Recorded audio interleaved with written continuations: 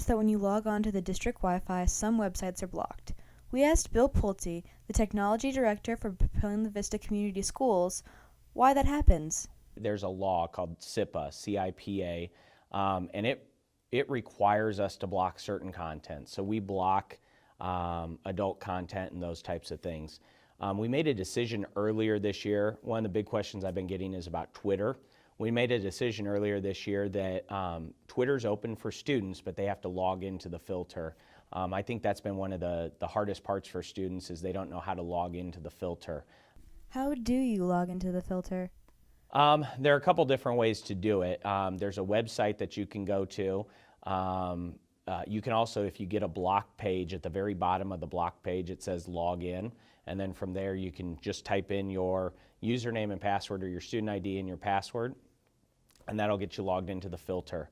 It's a little bit more difficult with phones because, for instance, if I use the Twitter app, I'm never going to the web to get the block page. So you'd have to go to like twitter.com to get the block page and then log in, and then from there your Twitter would work until that session runs out.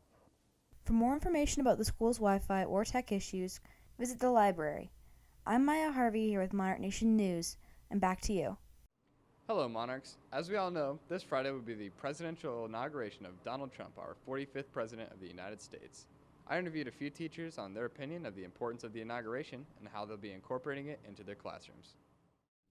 I absolutely think it's an important thing that people should pay attention to. I think as Americans, it's kind of your responsibility to be an engaged citizen in a democracy, and that the inauguration only happens every so often. So it's not like we're asking a lot out of you. Yeah, I do think it's an important event to get our new leader, our new president inaugurated in, take the oath of office. It's absolutely an important event.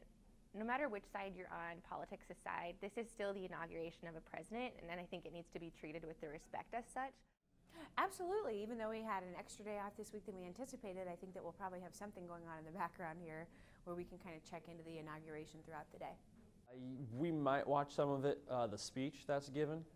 A lot of it, any speech he gives about foreign policy and some world civilizations. In terms of handling tension, I think we're not handling it at all. There's a lot of hostility in America right now, and it's not going to get any better if people continue disrespecting the opinions and ideas of others. The year 2000, the election was kind of similar to this in my mind, with lots of protests after it. Remember, the Supreme Court determined that election. So it's not that we haven't seen this type of tension before, it's maybe just different groups that are upset. Spooky edition. Let's take it to Davis for his Bean Boozled challenge. He gets the ball stuck on top of the rim.